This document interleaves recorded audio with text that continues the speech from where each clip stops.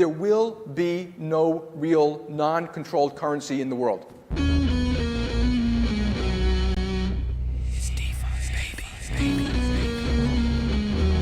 coming for you, banks. Listening to different podcasts, like in a whole different reality, which they think completely different things about Bitcoin. They have got my money in their banking system. I should be able to access it, right? Appler is live. There's a good number of fucking, like, pretty smart Bcashers. All right, hello and welcome back to the Bitcoin Cash podcast, following Bitcoin Cash on its rise to global reserve currency. This is episode number 143, Libertarian Politics and Crypto Culture, featuring Martha Bueno. Today is Sunday, the 2nd of March, 2025. I'm your host, Jeremy. Jet is doing the producing, same as always, and the price today is up. It's pumping. We're going to talk about why in just a second. BCH, $339.07 for 100 megasats, which is up. One BTC sat buys 274.3 BCH sats, which is up. And one ETH buys only 727 megasats, also up. Selene 30-day users, I didn't actually double check this, but I think it's about 810. And the token on TVL is at 20,551 BCH. Our guest today is a freedom advocate and Florida resident, right? You're in that part of the world with Ryan Giffen, saving the world one libertarian advocate at a time. Welcome to the show, Martha. How'd you get into Bitcoin? Well, thanks so much for having me. I got into Bitcoin through being a libertarian. That's how I learned about it. It was this currency that... I guess like the way it was introduced to me was a way to circumvent the government. It was a way to not have to pay the government or use the government's currency.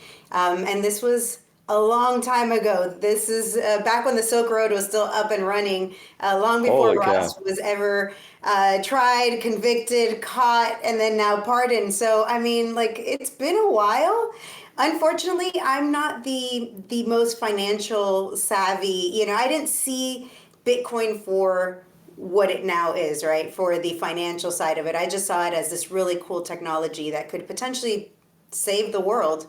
You know, as somebody whose family left communism twice, it just spoke to me. It was like, oh, wait a minute. You mean there's a currency in the world that doesn't rely on the government, that we ourselves can use it? And it hit all those boxes. And I was so intrigued by it, so in love with it. But I didn't know how to buy it. And it was like, oh, I'll always buy it later. Like, no big deal. And, you know, it was like a few cents, and then it was a few dollars, and then it was a few $100s. And I was like, I guess I missed the boat. And then it was a few $1,000s. I was like, no, I definitely missed the boat. And so, like, I feel like there's always that opportunity to get into Bitcoin or Bitcoin Cash, which is, I'm sure we'll talk about later. You know, my still following that path that Bitcoin once was, which, you know, now we're fighting for our political prisoners, and it feels like we're being targeted. So a lot to talk about today. Saving the world. I love the way you said. That's how I feel it. You know, it's a bit of a revolutionary mission to save the entire world. I was explaining BCH to someone the other day, and the funny thing is, you say that, and they kind of laugh it off, or they don't really get it. You know, because it's like you're deadly serious, but it's one of the things that somebody says it to you. It sounds like so ridiculous that someone's instinct is to laugh. Like, oh, I'm going to be the Olympic champion of, you know, weightlifting or something like that. You know, I'm sure there's guys out there who that's what they tell people, and then people laugh, and then they're kind of like, no, seriously, like I, you know, train 7 days a week and I do everything like that. We're actually going to make this happen. So I'm sure you're very familiar with that in teaching, or the same with any libertarian based stuff as well too, right? Like that you actually follow through and practice what you preach on that. So I was curious about your libertarian origins then. Do you describe yourself as a libertarian? Currently, I describe myself as a lowercase libertarian, which the difference being the uppercase L is like the party person. You're right. Lowercase. I tend to slide into anarchism more often than I intend to. And I think it's the natural progression of libertarians. Like, no, we need a little bit of government. And then you see the little bit of government not function well, and you're like, maybe we don't need it. But generally, I describe myself as a libertarian. I think that, there's also something to be said for doing things in order. And I think if we go from this big government to no government, well, that's going to leave us with a lot of chaos. So generally, lowercase libertarian, not a party member anymore, no longer believe that the party's going to save humanity or us or anything along those lines. So yeah, definitely libertarian leaning, anarcho-capitalist, if you will. Yes, well, you're speaking my language. I mean, I've said before on this show, like, I don't think Bitcoin is libertarian-ish, but it's not like specifically libertarian, and I don't feel ever that I've been very strongly a libertarian in that sense. I've just been very freedom-minded, more anarcho-capitalist, or some people say voluntarist or something. But I always kind of think of it as like agnosticism, If you're agnostic, which I mostly am, then somebody says to you, oh, did you go to a church? And you say, no, I'm agnostic. The whole point is there is no church. So people who are in the large L libertarian party, I've always sort of felt like, but the libertarian party shouldn't be a party. That's the whole point. If you're in that team, it's sort of self-contradicting. Well, no, because libertarians aren't anarchists. That's the whole point. Libertarians believe in a small government. So that's like minarchist, right? Right, it's like a minarchist, but they have certain beliefs, of which I agree with them wholeheartedly. It's the NAP, it's the non-aggression principle. Don't hurt people, don't take their stuff. Totally in the same camp with them, but then you see the reality. And for a long time I was a hardcore libertarian. I am a lifetime member of the Libertarian Party. I've run campaigns as a libertarian. I've done the work as a libertarian. And then I feel like it's just a progression. You get to a point where you realize, A, you're never going to be able to play the banker's game and win. And B, even if you win, what does that look like? You're going to get into power and tell people how they're going to rule their lives. Well, then that's not libertarianism either. So I think, the natural progression is you continue down that path and you're like, maybe not. Maybe being a libertarian just isn't for me. I like my authoritarianism as little as humanly possible. Ergo, it's hard to say, give me the power, because I'm gonna give you back freedom. That doesn't quite work. I've never seen it work. Yeah, and so for me, I mean, I'm not American, right? So I'm familiar with a lot of this political stuff, but I've not really ever been personally involved, like in any of the Libertarian Party or anything that goes on over there in the States. I follow the Free State Project quite a bit. I think that's really interesting, and I know there's like a lot of crossover as well there too. But for the listeners who are from all around the world, could you just give us a bit more detail on that those elements of the Libertarian Party that you're talking about, since you've got experience there? Yeah, of course. So for anybody really interested, the Libertarian Party has a platform on their website. So you can go to the Libertarian Party, I think it's lp.org, and then /platform if you really want to dive into it. And it consists of some really just key points. If you're not into hurting people, you would get it. So of course, don't start any aggression against anybody, but of course, defending yourself, totally acceptable. We don't believe in the state controlling us. So for example, the monetary policy, having a central bank that controls all of our monetary policy, that's not something we agree with. We don't also agree, although the libertarians have now removed from their platform, we used to be not necessarily pro-abortion, just that the government doesn't belong in our bodies. So if somebody else can tell you what you can and can't do with your body, then who actually owns your body? If you are ultimately your owner, then somebody else can't tell you you have to keep a pregnancy, or you have to go to war, or you can't use specific drugs. So there's a lot of this, what is a libertarian? Well, it's somebody who believes that they ultimately own their body, and that you can't just aggress upon somebody else because you feel like it. You can only aggress upon somebody or defend yourself from somebody if they're attacking you. So that's kind of like the baseline of it. A lot more detail. I'm happy to go into it, but I don't want to bore your audience. Basically, no, it's good. Yes. Well, but see, the reason I ask also partly is because being sort of a step removed, I'm sympathetic to those ideas, right?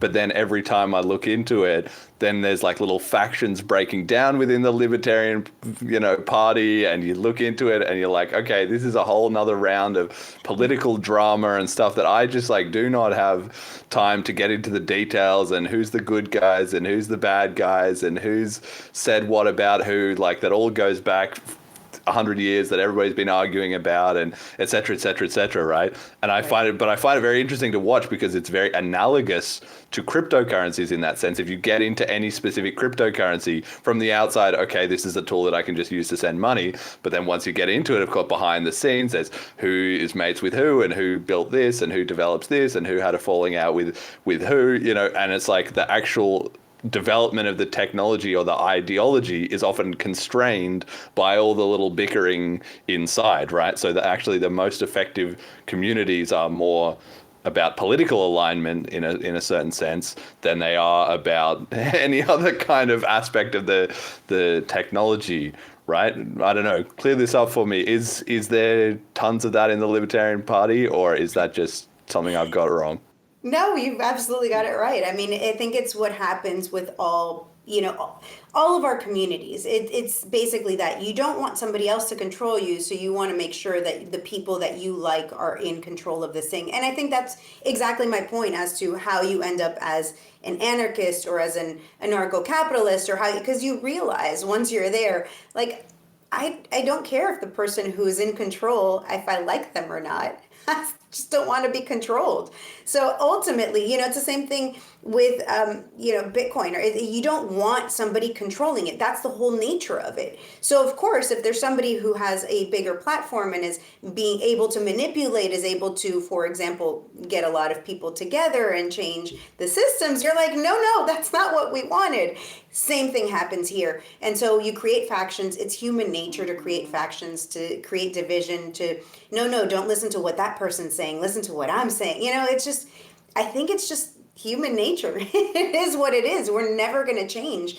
And so I think that is why the progression is towards anarchism, because at the end of the day, if you want a system that is really going to work, there can't be anybody ruling over you. And I think that, the concept of crypto should be seen for other services that could be provided, such as, for example, voting for things that we want. I mean, I don't think, or putting our property, for example, on a blockchain so that everybody knows this is what I own and it belongs to me and nobody else. So I think that we have the technology now to not need masters ruling over us. And I think that's where this is really intriguing to me. We can do things that we would have never dreamed of being able to do, even 50 years ago, let alone 100 years ago. And yet we're still like, please rule over me with, be nicer to me. Don't put my friends in jail, and meanwhile, I'm being robbed to put my friends in jail. Meanwhile, I'm being robbed to drop bombs on somebody. So I think the idea is once you get to a certain point, you just need to not have any rulers. And I think that's kind of the slow progression, it's like the boiling of the frog, but in this case, in a good sense. In the other way, the freezing of the frog. And you're like, oh, it's hot in here. I want to move out of the system altogether. Yeah, well, I think we're definitely on the same page in that's also why I feel like, cryptocurrency is a very pragmatic thing. People can talk and pontificate about all these ideals and such, so on. But cryptocurrency is really like about, well, do you actually use it then? Are you going to practice what you preach? Are you going to move some of your, vote with your money? Are you putting your money in there? Are you linking up with the community of people that also want to transact with those things, and just week by week, day by day, year by year, decade by decade at this point, the whole world has really realized that this is a viable alternative system. I was thinking about that the other day. I don't know. I don't run into people anymore who doubt that Bitcoin or crypto is a real thing. It wasn't that long ago that there was still people hanging on to this isn't going to work, it's going to fail, it's going to go away, the government's going to ban it, whatever the whole litany of reasons was. We're now firmly past the point. Even the crypto sort of skeptics, or they're focused on finding scams within the crypto industry or something. They've completely pivoted away from this is illegitimate or isn't going to work. And having followed it for so long, I imagine you've seen that same thing, right? Yeah, actually, I feel like now we've gone to like the other side of that, even where now the government embraces it. Now it's like, we're going to have a crypto reserve, which gives me, I guess you can put on the tinfoil hat and get into the whole crypto conspiracy and the government conspiracies. But I'm like, oh, now the government likes it. I don't know how I feel about this. Maybe this isn't such a great idea. We're all like, yeah, Bitcoin reserve. And then the government's like, no, and we're going to go through all of these cryptos. And all the crypto bros are like, no, just ours. And it's like, yeah, funny how the government works. And we're all just kind of like, come on, government, pick my horse. My horse is better than everybody else's horse. I don't know. I don't know what to make of it anymore. Yeah, so speaking of that, let's just touch on our community comment of the week here. It's literally like breaking news, less than an hour before we went live here. But Donald Trump tweeted out, he didn't tweet, he put it on Truth Social, and then of course everyone reposted onto Twitter. He tweeted, quote, "A US crypto reserve will elevate this critical industry after years of corrupt attacks by the Biden administration, which is why my executive order on digital assets directed the presidential working group to move forward on a crypto strategic reserve that includes XRP, Sol, and ADA.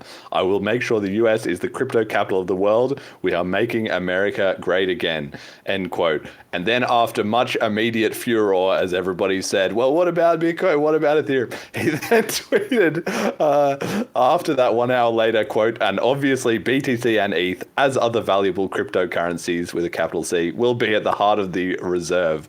I also love Bitcoin and Ethereum," end quote. So yeah, this just cuts exactly to what you're saying is, people say, we don't need the government until it becomes, no, pick me, Mr. Government, right? Pick my crypto. My crypto's the best crypto. I'm surprised he didn't add Bitcoin Cash in there. I feel like we don't have a big enough, lobbying firm to go and pitch it to them, because I do know that, the Bitcoin team was very heavily involved with getting Donald Trump elected. He was at the Bitcoin conference. I personally, as a libertarian, I advocated for people to vote for him, specifically because of Ross Ulbricht. For me, Ross Ulbricht was Neo, right? If you ever watched The Matrix, he's my Neo. Yes. He helped break the Matrix in a lot of people's minds, and so... Do you mean was he the Morpheus then, or was he the Neo? It's a good question. I always call him Neo, but that's a great question. He could be either or. He could be like, here's the blue pill, here's the red pill.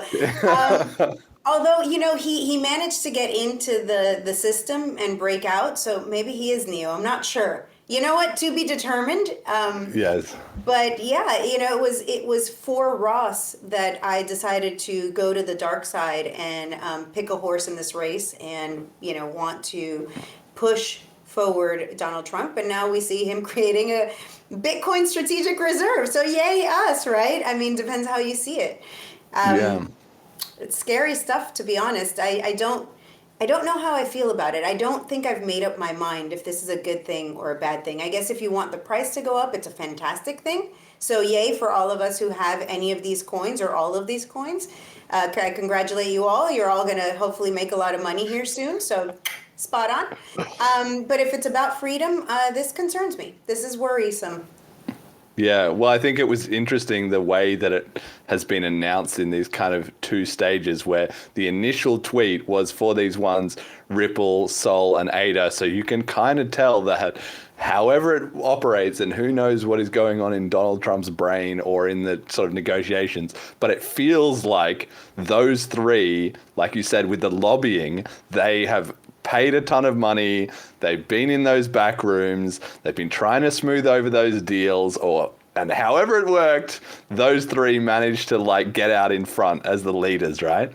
And so he put that out. I just want to point out that anybody that believes in the government still, I want to remind you that literally the crypto conference was happening at the exact same moment that Donald Trump was pumping his own coin. So just want to say that the people that, should have been paying attention, should have known, should have been involved, maybe purchased in at the ground floor or not, whatever, were busy at a ball that, Yes. at the same time. So it's always like there's always a rug pull. There's always something. There's always like a little unsavoriness. The government just wants to let you know, like, don't trust us. We're always going to give it to you when you don't want it and without Vaseline. But, hey, who am I? I'm just this girl telling you stuff on the internet. Don't believe me.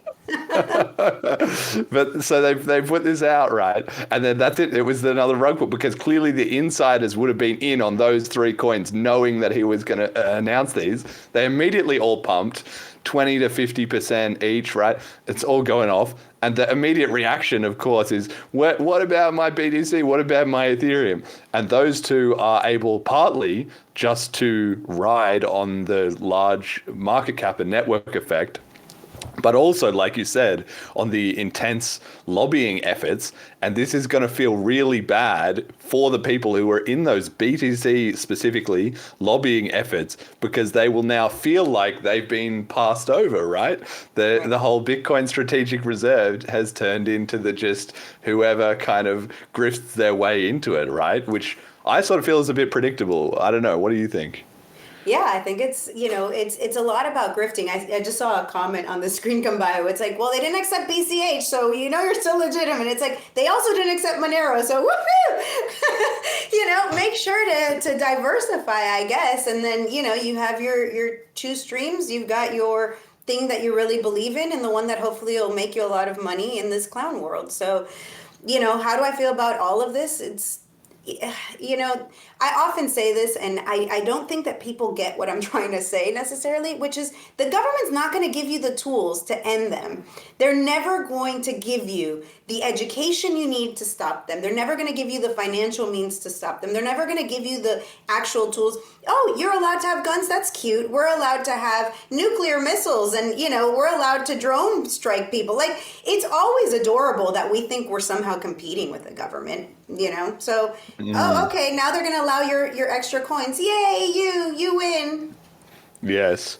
Yeah. Well, I just feel like it's going to happen that, like you said, with it being a bit of a grift and people, there's just always going to be some way that a new coin is going to get added. Somebody's going to pay the right person, and there's a change of, and like once this is all established, it's even more then, because then there'll be an election. Maybe the Democrats win next time, or maybe they don't, and then they get in, and then they're pumping their favorite coins and dumping whoever is in the insider lobbying. I mean, we're just missing a Bernie coin at this point. Like, come on. What are we going to go with, like a commie coin next? Like, come on, let's go. Let's see what the Democrats have in this space. Something's coming, that's for sure. What's going to happen in 4 years? And like 10 years from now, is the Donald Trump coin going to be worth anything? Like, sure, it's great. He's the president now. You're giving him money. He's creating this thing. I mean, yay you. What's going to happen when he can't run again? What's going to happen when he's no longer popular? Like, who remembers, I don't know, Calvin Coolidge? Like, does his coin, if he would have started a coin back then, would anybody be buying it? Would it be changed? Like, it's almost ridiculous to watch, but also fun. Like, I used to watch reality TV back in the day. I used to, like, my guilty pleasure was like The Bachelor or The Bachelorette, because I was like, I need to watch something like trashy after a full day of using my brain. I need something that's like just nothing. And now it's like, I don't even need that, because I can just turn on the news and it's like mindless entertainment. Oh, yay, now we're going to pump this coin. Fun. Yeah, I feel the exact same way. I don't have a strong need for reality TV shows because, Twitter is just even better than that. You get, and it never stops either. It's not like, it's like they never run out of production budget. They're always just coming up with newer and better plot lines. Like those accounts, like the Defiant L's or the I Find Retards. Oh my God, they do the work for you. It is reality TV to the nth degree. It is so good. Yeah, I have to be careful with those ones, because I do sometimes they have a good one and I'll laugh at it, but I know there's a part of my soul that is like, it's not good for me to be, because anytime you're looking at any of those ones, okay, this guy contradicted himself or whatever, you're just like, yeah, but I'm not getting anywhere. There's idiots everywhere, so I have to moderate. But it's like junk food. You gotta moderate it. But it's fun, and hey, if you got to laugh somewhere. I mean, the world is definitely scary, and you gotta get your laughs where you can. And hey, people voluntarily say stuff out loud. Yes. Well, that's the best bit. Somebody voluntarily said this. I love that. That's the best bit about it, especially if they get them like, it's like 2 weeks apart or something. They're like, red is the world's best color. And then it's like 2 weeks later, like, anybody who thinks red is good, just what are you even doing? I can't believe you're a real person. And it's like, oh, My man. absolute favorite was when the left was having a meltdown. Elon Musk isn't elected. And it's like, oh, wait a minute. I'm pretty sure that nobody at the EPA, DEA, FDA, all of you were following mask mandates and vaccine mandates. None of those people are elected either. So, yeah, I'm not vouching for Elon. I don't know him personally. I don't know what he's about. I don't know if DOGE is a good thing or it's a bad thing. Again, going back to my comment on the government isn't going to end itself. Take it for what you want. But also, nobody at the IRS, the Fed, any of these people are elected. So, it's kind of like that Defiant L moment where it's like, tell me more about not being elected and how that's a bad thing. And it's all just tribal signaling, really, at the end of the day. Have you been impressed by the Trump administration with regards to DOGE and in the sort of crypto arena specifically? Do you think they're living up to their sort of promises, or are you still not sold on it? I love what they're doing, and I love that they're drawing attention to the real problems. I love that people are seeing the absolute corruption. I love that people are seeing the absolute waste. I love that people are like, wait a minute, how many billions are going to these foreign countries? Meanwhile, we have no money for these things. So I love that side, and I can't deny it. I enjoy constantly seeing, people having meltdowns. Oh no, we need Social Security. Oh no, we need all these things. Okay, fantastic. But then the flip side of that is, again, you're never going to be told the absolute truth, and government isn't going to give you the tools to end themselves. So DOGE to me represents potentially removing people, actual humans, out of government and turning it over more into an AI. To me, this is a ushering in of a technocracy, whatever you want to call it. It's ushering in more power. It's like saying you can keep your musket while we're going to get these drones that can bomb people. Yeah, that's fine. We're going to remove these people. We're going to save some money. But in reality, we're going to be putting in these processes and these solutions that are probably worse than what we have now. I almost prefer the ineffectiveness of humans, and they just don't have the motivation to really do things. So government has been progressing at a relatively slow, moderate pace.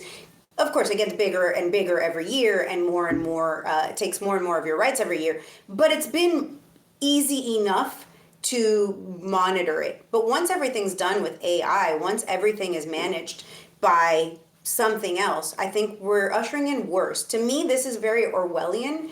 And I hate to be the black-pilled person because, everybody's like, oh, but Martha, look how wonderful it is. We've never had a government like Elon, I almost called him, almost called Elon the president, like Donald Trump, We've never had this. And you're right, we've never had this. This is new. So maybe I'm wrong, and you can toss my black pill out with, everything else I say. But to me, it's very Orwellian. I'm concerned. So do I love DOGE? Sure, I do. Would I have Elon Musk's 15th baby? No, I wouldn't. So there you go. He was racking up number 14 this week. That's the real reality TV element of it, isn't it? Oh my God, and all who needs keeping up with the Kardashians? I'm like, Elon, contact me. Your son's in the hospital. It's like, whoa. He probably does it deliberately at this point. I feel like he's like, all right, let me just ignore a couple of her text messages, see if she makes a bit, we need some more action on Twitter. He's got his own, marketing department. He's like, we don't need to pay for ads because we can just let them stir up some more eyeballs. And, I don't even know all their names. Whatever. Grimes, you got Grimes and whatever the other ones. The other one that just had the baby, Siobhan, is it? It starts with an S. I know that. Yeah. Yeah, like there's so many, and I feel like, it's weird the women he chooses to have babies with. Right. There's definitely Do you think there's a pattern there. You think there's a pattern? I'm gonna say there probably is. I haven't gotten down to it. Don't like. I'm not saying that I know what that pattern is, but Yes. it's kind of cute. It was absolutely insane. I think that people get themselves into this kind of stuff. I cannot imagine living a life where you were just under that insane amount of scrutiny. It would be absolutely incredible. Man, but at the same time, it's the ultimate sugar baby. I mean, you have one of Elon Musk's kids and you get like your life paid for. I mean, I feel like this is the welfare people. That's the cash out. Yeah. Yeah. That's the real like DOGE line item, like Elon's baby mama list. Like that'll be the next thing, daycare. Okay. Daycare, you got like 20 nannies. Oh, no. Like, honestly, that is winning the lottery.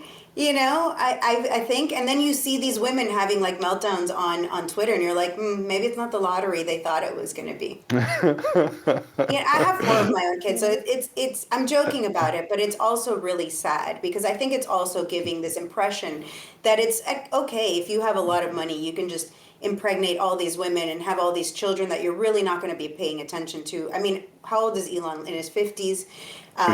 You're having a baby now. That means when your baby's 20, you'll be 70. You're not going to be here for these kids, really. And it's not about the money. Kids, even if you have all the money in the world, kids need a mother and a father. I mean, unless these women can have relationships with other men who are going to help raise them. I don't know. It's a little sad, actually. It kind of makes our existence transactional, even.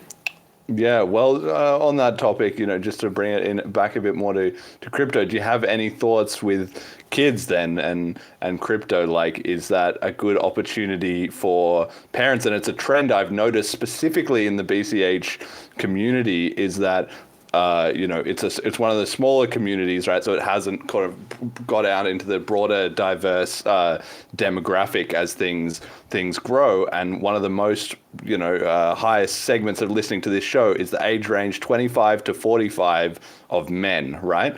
And a lot of them that I've noticed just from, being part of the community is with young kids as well, too, obviously, right? So I think that that's a strong basis for a community because then you already have the next generation there. You have people who are very heavily invested in the future, and people talk about, okay, how do I get my kids involved in this? How do I teach them how to handle money in this world where they're going to be able to get scammed out of all their crypto allowance in 5 seconds online if they're not careful, right? Do you have any takes, or how do you do your crypto parenting? Oh man, it's been hard because I have 4, and so I have some that are totally into crypto, and then some that are like, no way, no how, no can do. Like my daughter specifically is like, I don't even want to learn about this thing, and I think it just shows that crypto appeals more maybe to the male brain, which is certainly in my case why I connected with it, but I connected with it on the liberty side, not necessarily the financial side. Meanwhile, my youngest son has been the one educating me on a lot of different things, on a lot of technologies. He's 15 and he can talk to me like, some of the people that I meet at conferences for this. So it's like, wow, I really think that it's hard. And I think that anything that you do as a parent, if you're like, definitely do this, they're going to do the opposite. So, if you're a parent out there and you want to start an account for your kid, you want to get a hard wallet for your kid, and you want to do these things, by all means do it. But I think the best way is to just kind of leave that door open, come talk to me about it. You should. And then, like there's that joke where, Halloween rolls around and you take 30% of their candy as taxes to show them about taxes. So, I'm sure that somebody out there has created a way to prove to their kids why fiat is a terrible solution for their kids. But it's such a hard topic, and it's so... you'd have to educate them on, the problems with government, the problems with the actual currency that they know that they were taught in school. So you're almost brainwashing them after the brainwashing they received in school. So if you really want to teach your kids crypto, first of all, pull them out of school. Do not send them to government indoctrination camps. They're not here to teach your kids. They're never going to teach them about crypto. They're never going to teach them about gold and silver either. They're never going to teach them about anything of value. They're not going to teach them how to raise animals or food or anything of value. They're going to teach them to sit in a chair and say, yes, ma'am, yes, sir, and do the things that they're supposed to do, whatever that thing is. So first step into being a crypto parent, get your kids out of schools. Yeah, exactly. We've recently had been talking to, I don't know how much I want to say about this, but just people in the community who've been having problems in different countries with homeschooling, which to me was like mind blowing. I didn't even know this, but in Australia, you can homeschool your kids, but there's some sort of rules about they have to, follow some certain curriculum or pass like some kind of standardized test or whatever.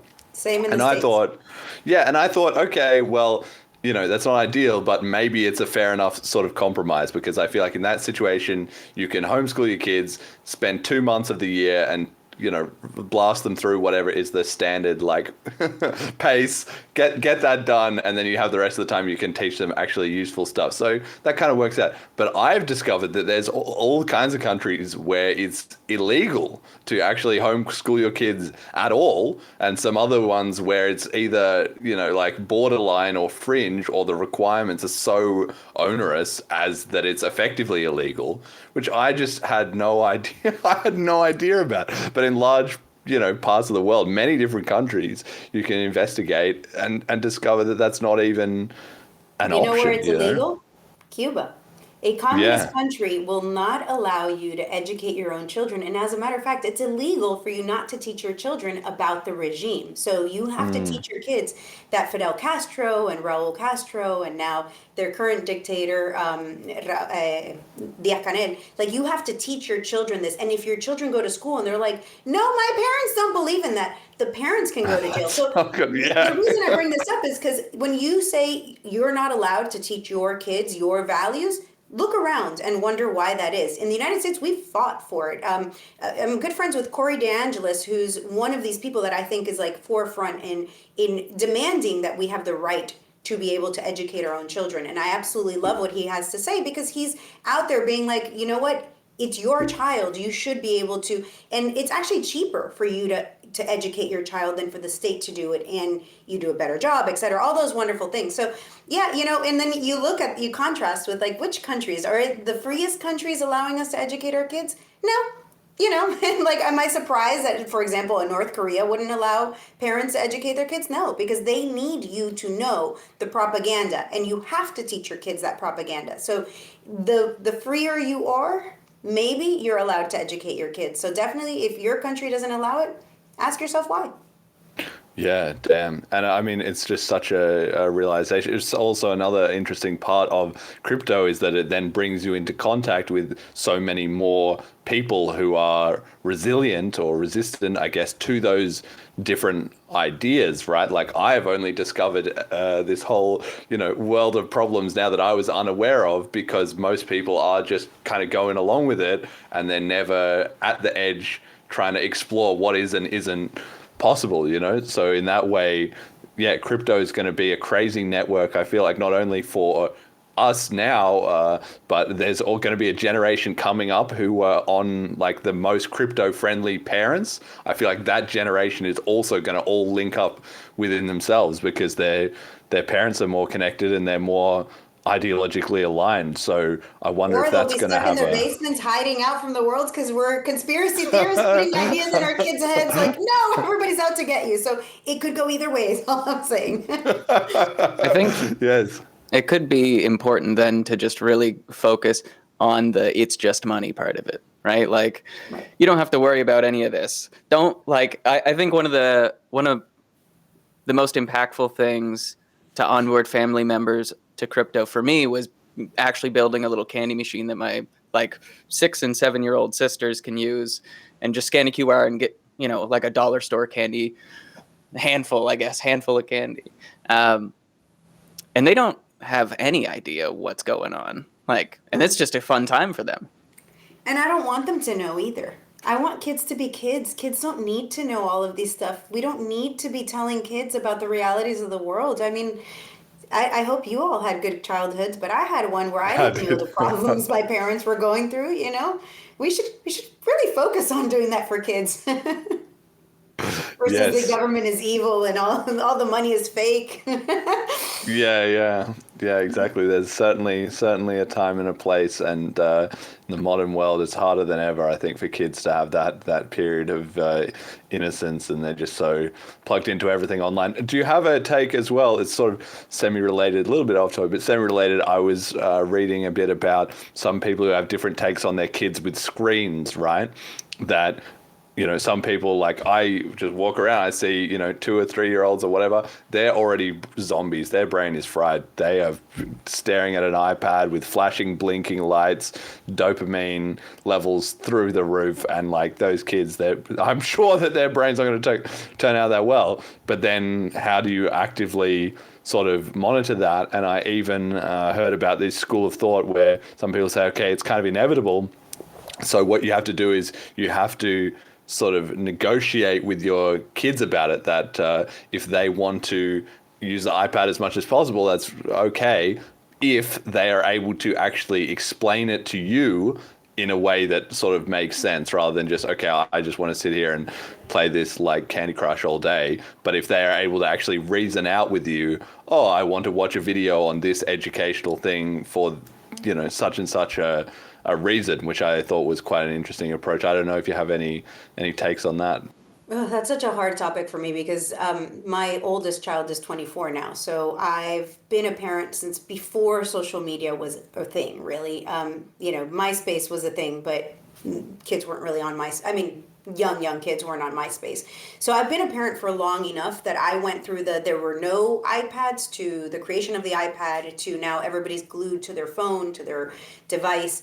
And honestly, it's really hard to know what the right balance is. So I think this has to be like on a case-by-case basis, but I'm addicted to my phone. I'm addicted to it. So how can I expect this child that has no notion of boundaries and what's good or bad for them to be able to make this decision for themselves? So I think it takes a lot to parent your child and be like, you can have an hour, or you can do this, or you can do that on it. I absolutely love that your kids can go on YouTube and learn all sorts of things. You can learn about gardening. You can learn whatever it is, the topic that you're interested in, you can learn about it. So there's just positives. But then if you're spending 23 out of your 24 hours, on a device, that's a problem. So how do we deal with it? How do we navigate? Definitely not my forte. I will say that it definitely contributes to ADHD. At least in my case, I used to be able to focus long stretches of time, and now it's like I'll start focusing and then I'll pick up my phone and, did somebody say something? So I think it's definitely a problem. We should be addressing it as parents. We should figure out what works best for our kids, but it is scary. And then at the other side of it, you don't want your kids left behind. You don't want your kids not to know how to do all of these things. So leaving them out of the technology also seems like a problem. So, with that said, don't look to me for parenting advice. I've managed to keep my kids alive for 24 plus years. But other than that, good luck out there. It's actually hard, and nobody gives you a manual. It's surprising. They hand you this kid at the hospital and they're like, good luck, and you got to figure it out. So can't say that I'm your person for that. If you are looking for like unconventional parenting advice, Dana Martin. She's part of the Anarcho-Pulco team. She's good friends with Lynn Ulbricht, Ross Ulbricht's mom, and she does the unconventional parenting style. Definitely check her out. I think she's taught me a great deal about being a mom and doing stuff. But I'm not good at this. Well, I think you're doing all right. If you got four kids, you're doing pretty good. There you go. I'm sure they'll be all right. Okay, so back to crypto then. One of the trends that we've been seeing this year, I feel like, is that CBDCs, which have been not exactly rumor mongered, but for the last couple of years on the show, we've been following the development of CBDCs. And it feels like in 2025, maybe CBDCs are not arriving, but they're getting backdoored in through stable coins. So I've got a clip here from the All In podcast, absolutely amazing show, which touches on this. And let's just hear what they had to say, and then I'll add some commentary on that. helping with cross-border money movement. And Stablecoins, we got to talk about stablecoins. Guys got a stable. Yeah. Why'd you do a stablecoin? Stablecoins are finally happening and they're really useful. Like, we followed crypto for a long time. The Bitcoin white paper dropped in 2008, the year before we started working on Stripe. And so it's been funny where Stripe and crypto have grown up together. And, we tried to make Bitcoin happen as a payment method on Stripe. Just wasn't that good as a payment method. I mean, it's good as a store of value, as kind of a gold substitute, but transactions are slow, transactions are expensive. You never know exactly how much you're going to get because it's not denominated in dollars. The stablecoins are now really good. If you look at, something on an Ethereum L2 or Solana or something like that. And so we bought a company called Bridge late last year, who is building the Stripe of stablecoins. And so with cross-border money movement. And stablecoins, we got to talk about stablecoins. Guys got a stable. That's it. Yeah, so these are the guys from Stripe who process over $1 trillion of payments every year, and is so painful as a Bitcoin casher to hear him say Bitcoin just isn't that good and it sucked for payments and all that stuff. And obviously by the time they tried to use it for payments, it had already kind of been hijacked, and it's just a case of how much momentum was lost there. But nevertheless, we're in this world where stable coins are increasingly popular, and I feel like for these guys, it just sort of makes sense in a way to them that they can end up running the financial system, with no change made in a certain sense, if they're in control of. They talk a lot about reputation management and about being able to freeze the funds of, unidentified providers and that kind of thing. Do you see this trend also, that CBDCs? Maybe, everyone was freaked out that the government was going to release a CBDC, but as it turns out, maybe they're just going to be like, oh, somebody else already built some stable coins with inbuilt controls for us. Let's just get a slice of that and carry on. Seems to be what's happening. I hate to keep going back to it, but the government's not going to give you the tools to free yourself. So yeah, probably so. Why bother build something new and do something when it's already being done for you? I think, there's plenty of legislation already there that the government's now not able to create CBDCs. So this kind of solves the problem for them. Now they get to create, or not create, use somebody else's coin for a backdoor channel into controlling us and already so with the KYC of our coins, they already had all of our information. They already know who owns things. It used to be the joke, like I used to have Bitcoin and then I lost it in that unfortunate boating accident.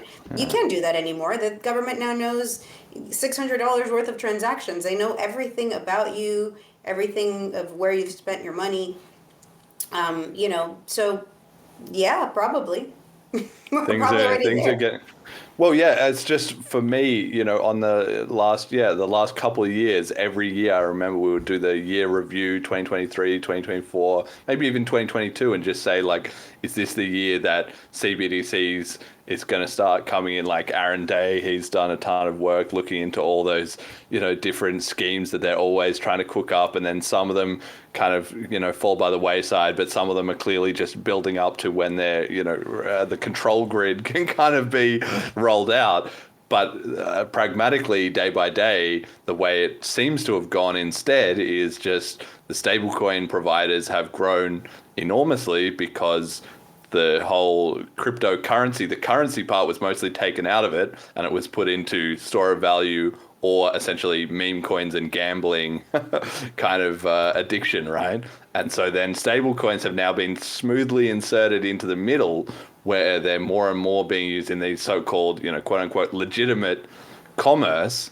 And that's provided a convenient control point for the government. And I just think it's so interesting, that these guys were talking about this recently because they're crypto friendly in the sense that they like technology and all that sort of stuff, but they're also in with the big money who are building all this stuff. And for them, just complying with the government completely and totally is simply just a requirement. Like they just have to do that. And there's no way they're not sort of the rebels at the edge fighting back against the system. So ideally, I feel like we would be nice if this was a way that crypto got in and kind of into the government, and then everybody slowly moved over to the more freedom-oriented coins as the barrier to entry dropped and crypto wasn't so scary to them, and it's much easier to swap crypto for crypto than fiat to crypto.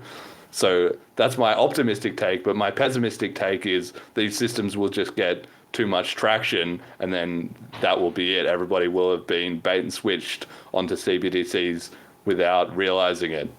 Thoughts? We were already bait and switched. We've already been bait and switched. I mean, if you look at Bitcoin from 2017 to now, we've already been bait and switched. I mean, when somebody like Roger Ver is being attacked by the U.S. government for literally pointing out how we were bait and switch, how we were hijacked, how, you know, it went from a payment system that was going to compete with Visa, MasterCard, you know, because now we have Zelle, now we have all these other ways to send fiat. So people don't remember what it's like in 2017. I know it just happened not that long ago, but people tend to forget. Our memory is pretty short on this. So we've already been bait and switched. We went from cryptocurrency being used as a form of payment. We saw how in places like Venezuela, people were using it to be able to transact amongst themselves, not using the government. And now it's just a store of value. And if you talk about it, and if you're somebody who's vocal and is like, you know what, this is being used for something, this was hijacked, this is not what the white paper said. White paper said that it was a payment system, not a store of value. So if you're somebody like that, then the United States government may potentially come after you for 109 years in jail for simply talking about it, oh yeah, and trying to give up your U.S. citizenship and paying your taxes. And then they make it seem like, you know, Roger Ver, somebody like Roger Ver, is evil for not paying his taxes. Are you kidding me? He hasn't been a U.S. citizen for over 10 years. Now you're going to come back and be like, hey, sir, you owe us money? Okay, how much? And they won't even let him know. They won't even tell him, you owe us X amount. And they went into his attorney's office, guns blazing, and stole all the documents that violates attorney-client privilege. Clearly, there's something going on here where the United States government says something but does something completely other. They say they're in favor of cryptocurrency. They're creating, all of these reserve strategic funds or whatever. But in the reality, the things that they're doing is the complete opposite. So, you know, it's really hard to be in favor of stable coins when clearly, if it's something the government is happy to have, not going against, then it's not something I want to be a part of. And I mean, I just think that we're being lulled into some ideas of, oh, well, the government's behind it, so it's going to be pretty stable, this is going to be good, this is going to be great, you know, just trust the process or whatever. But, and here I am again with that black pill. I mean, I'm just concerned. If the government is so in on it, do you want to be a part of this? And shouldn't you be a little more concerned and looking at it, you know, through another lens? And with that said, definitely everybody should check out Hijacking Bitcoin by Roger Ver. Excellent book. If nothing else, it gives you a little insight into things that maybe you hadn't thought of before. And if you absolutely believe it, if you buy it hook, line, and sinker, well, then hi, we could totally be friends. Yes, indeed. I mean, so this kind of brings us to this point of how do we get that education out there, you know, with regards to the history of Bitcoin, or even in differentiating, you know, Bitcoin Cash or Monero or some of these other tools from what has now just been sort of absorbed into the system. It's a bit of a potential, like a perennial problem, you know, staying one step ahead of the sort of propaganda and narratives. Do you have any thoughts on, firstly, what's been effective so far to date up to 2025 and what we need to look out for going forward? Yeah, I think what we need to do is do the thing, right? So if we're saying that these coins can free a nation or these coins can do something, then we need to do it. I mean, what was the number one thing that made Bitcoin rise? I believe it was the Silk Road. Being able to use your currency the way that it was intended and being able to see it in action, I think, is the best way to educate / move people forward. For the longest time, I've wanted to find a way to help Cuba with cryptocurrency. Monero was the coin that I thought would work best for Cuba, and then the Cuban regime came out and created their own. It's called Cuba Pay, and it uses Bitcoin conveniently enough. And so I realized that if we really want to make this community grow, if we're going to need to do the job. We're going to need to create a type of Silk Road, but not for drugs, for people in Cuba, for example, to be able to buy and exchange anything they want, and use coins that are actually will protect them. So I know that there's a group of guys in Cuba right now that are using Bitcoin Cash. They started off with Monero, and now they've moved on to Bitcoin Cash because it's easier to accept, it's more people have it, whatever the case may be. But either way, both of these coins I think would work great. And we just need to do the thing. I'm not technical enough to build this. I've been trying for the longest time to get people on board and be like, come on, guys, 90 miles from US shores, you've got a country which is basically an island of people who are, it's a plantation. I don't know how to say that nicely. It's a slave island. It's a place where the government owns the people and can farm them out. They farm them out for medical, for teaching, for military services. They sell them to other countries. The Cuban regime collects that money and then pays them a very small amount, and they are forced to hand over their passports, or forced to live within the regime system. So if we really wanted to have a use case, I invite everybody to look at Cuba, see what you can do there. I would say Cuba over North Korea because it's a lot easier and a lot more people speak Spanish than Korean. So yeah, let's try that. But it was working in Venezuela. We saw Bitcoin working in Venezuela. Venezuela was one of the #1 countries in the world using Bitcoin in 2017. And right now they're using gold.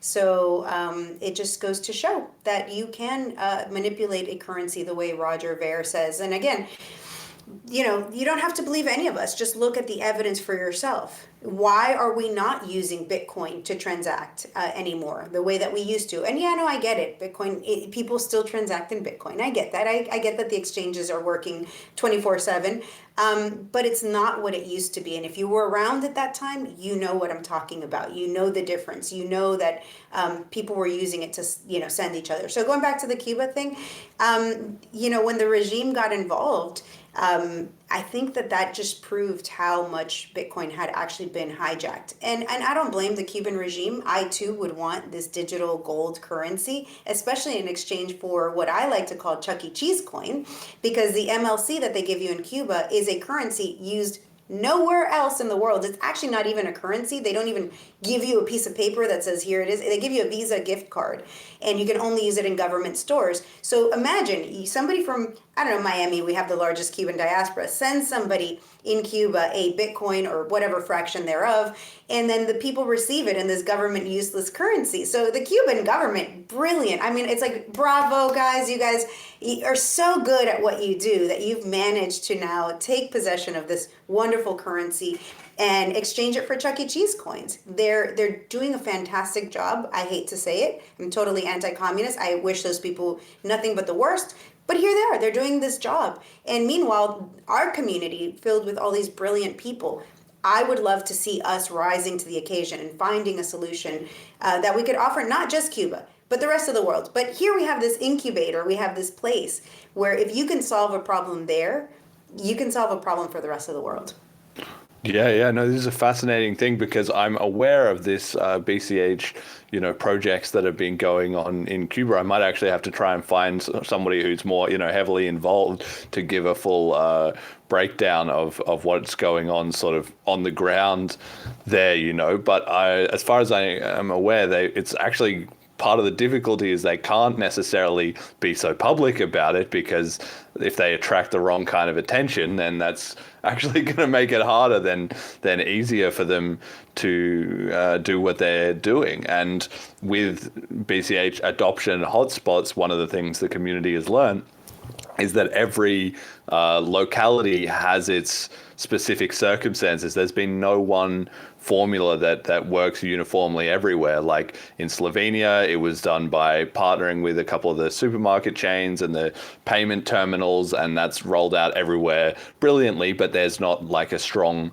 organic local community necessarily. And then in BCH Argentina, they've done a great job where they maintain all their own sort of infrastructure in terms of merchant directories, in terms of getting people to pay be peer-to-peer and stuff like that. In the Philippines, with the Paytaka guys, they do it by linking up with the corporations that own the sub-businesses in a local area. And so they kind of find the key players in the local economy and get them on board and then roll it out as a consumer payments network. So everywhere has its own challenges and strategies, which is why it's hard in a way for the community to coordinate like one thing that would just work. A solution for Cuba would have to come from people on the ground in Cuba, but of course the community as a whole can certainly be more supportive and trying to find ways to assist them.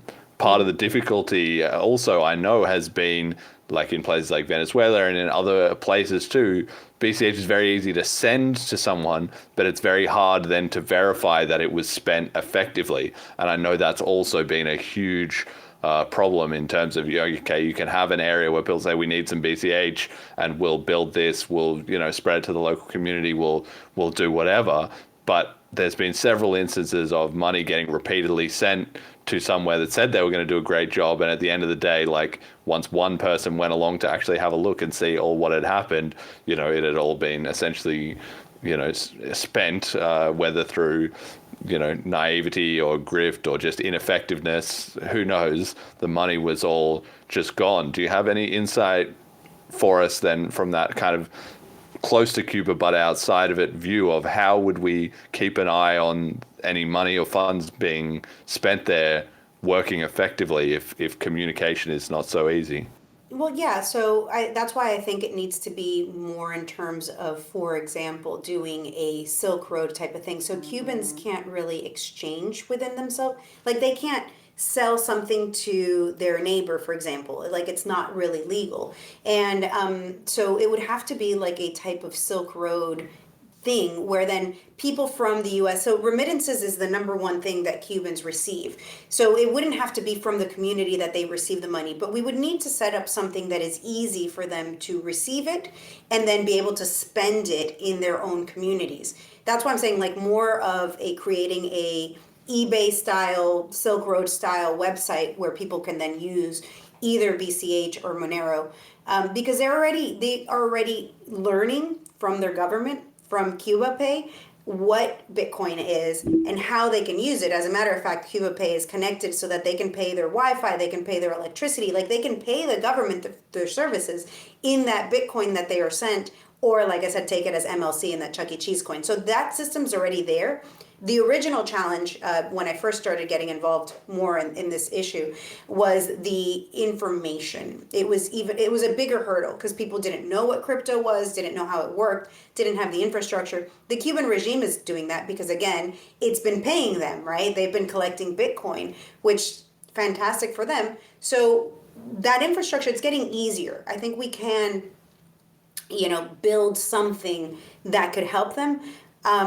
That's kind of where I see it, and then be able to use it in other places. Of course, I've also been hearing a lot from like places in Africa where that's also another, trial case that can be used. So because I'm Cuban and because I see this problem 90 miles from my shores, I definitely would love to see that be our attention. But you know what? You don't have to stop there. If you can get people to transact in their communities versus using the government anywhere in the world, I'm for that. But I think once people see it actually set people free, then it'll be a force that we can't stop. Once you see it in action, again, people started like, wait, I can buy my drugs on the Silk Road, and then they'd buy it and be delivered, and it was great, right? Their quality was good, and they were like, oh, this is fantastic. That's really what made Bitcoin kind of jump off from an idea to this real thing. And we need to find something. And I think there's nothing better than freeing a community if you can make that happen. So I think my job here is to hopefully just get people that are way more knowledgeable, way more technologically advanced than I am to be like, let me think about this thing and see what I can do to free my fellow human kind from things that are happening, like in Cuba, where it's a dictatorship and people are literal slaves. Yeah, no, I mean you're right. Like this is where I'm seeing. Okay, this is a thing. We can start a Cuba BCH project.qbch. Exactly. QBCH. we can get something going, in the community maybe. But yeah, I just know that it's definitely going to need someone like you, perhaps, who is far closer to the issue and is able to authentically talk to that community. But then once you have that link and that passion, then you can add some resources. You add, a few devs and a little bit of slicker marketing, and maybe something gets going. But yeah, maybe that's something we can talk through. So let's play with that idea a little bit then. Give me, in your ideal world, what would the solution look like? So you said more like a sort of eBay e-commerce type of thing. Step me through it. If I'm someone in Cuba and I'm logging onto this for the first time, what does it look like, and what am I trying to get done? Sure. So right now in Cuba, if you want to buy or sell something outside of the government, you use WhatsApp. And they have community WhatsApp groups where, like, somebody says, the thing about Cuba, right, if you're leaving, if you're going to escape the Cuban system, you sell all of your stuff and hope to be able to bring, whatever money you make with you.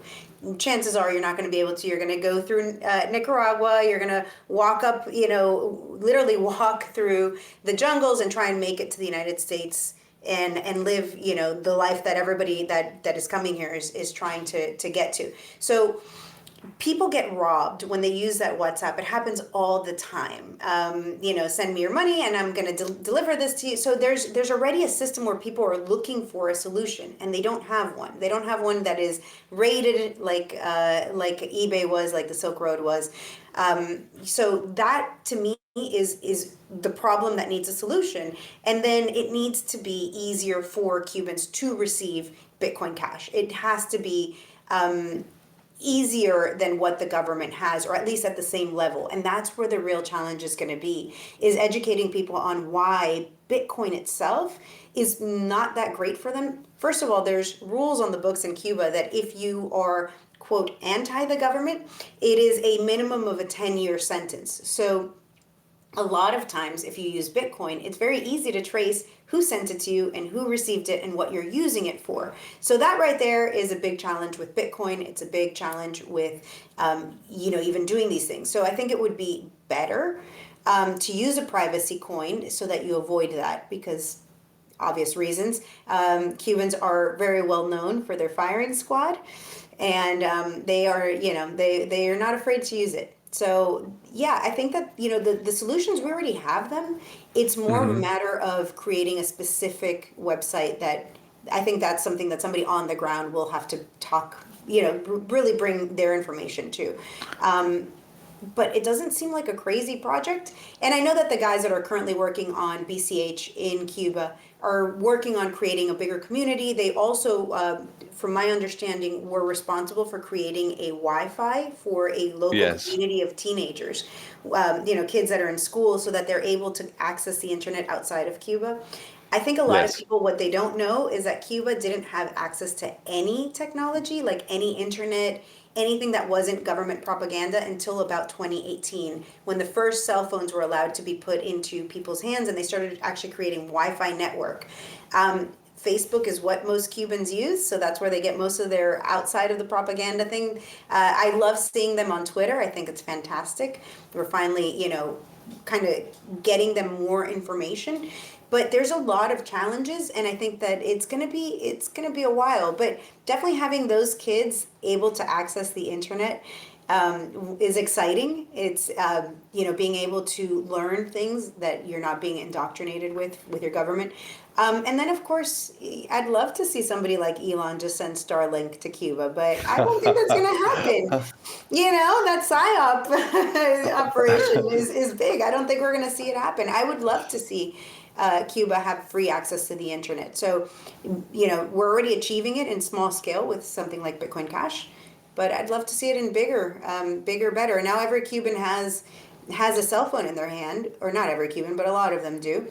Yeah. And it's still to watch propaganda. It's to watch like the worst of the worst, and they're not really learning. It's crazy how that works, how you can have all this information and still be not know what to look for.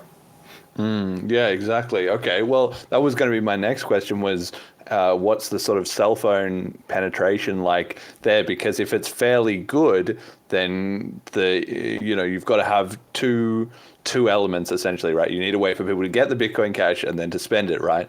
Now, you said that remittances is already a very common and popular use case for crypto going into Cuba. So that's kind of perfect. If they already have the mobile phones, then that's also perfect. The infrastructure there is already, being built for just because we need it to have like Selene Wallet and to, all that. So you give someone in the US Selene Wallet, you give someone in Cuba to download Selene Wallet. Okay, there you've got your remittance and your money coming in. So the spending part is the bit that needs tackling. And you said, okay, they have the WhatsApp groups and then people are getting frauded there. How does that go down? So I want to buy, I don't know what I would be buying, a steak, right? I need to buy a steak for dinner. I go on a WhatsApp group called WhatsApp Steaks or called WhatsApp Supermercado They have a or particular something. name for it. I always forget it. It's like one of these made up words for their WhatsApp groups. But yeah, Right. they have WhatsApp groups. I guess steaks are very. But do you have to like barter with an individual person? It's a back and or- forth. It's like I'm selling whatever, a steak.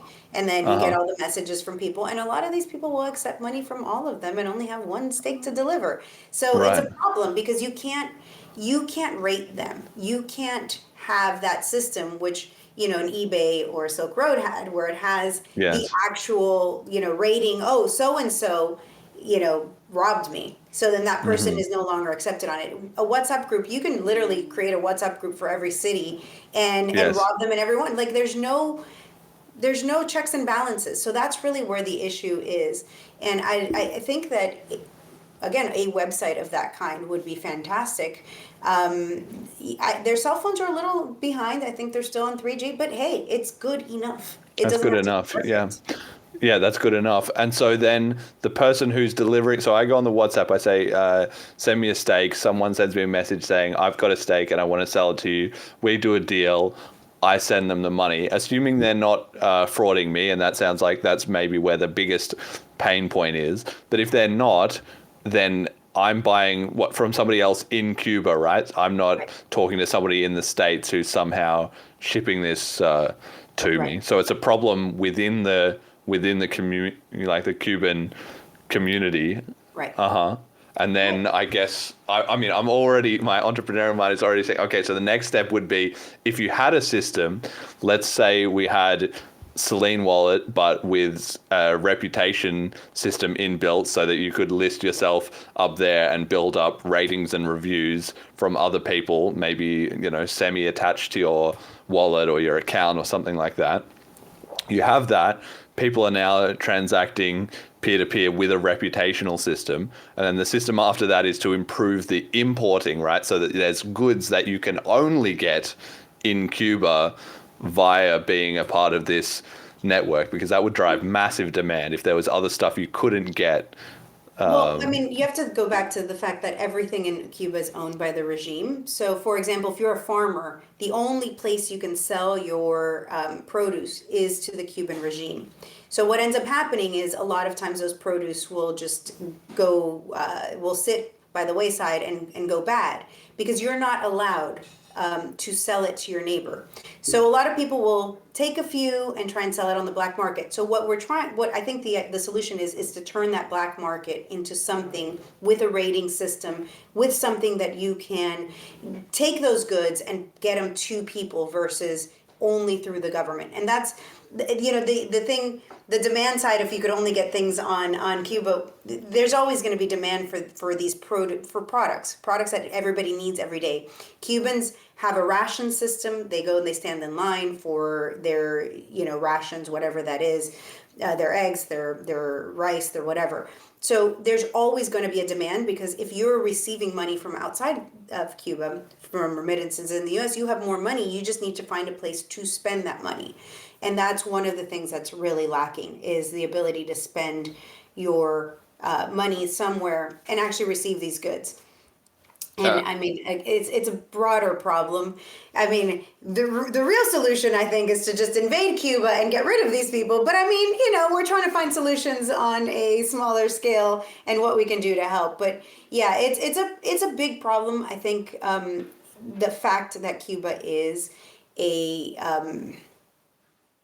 a slave state. It's a communist state. Everything goes through the government.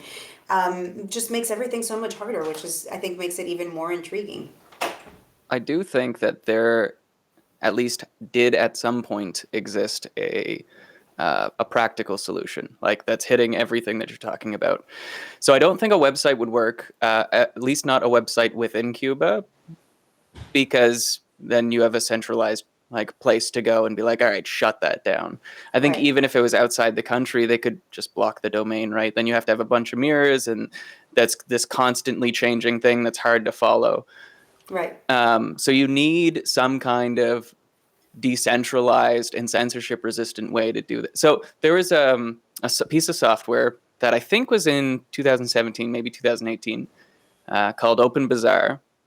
It doesn't exist anymore. There have been multiple versions of it that have come up over the years. They eventually die, mostly because they can't get enough traction from the get-go. And then the second thing is, because it uses IPFS to make sure that it is censorship resistant, it's really slow a lot of the time. And you need people to be online, not at necessarily the time of purchase, but to even receive notifications or things like that.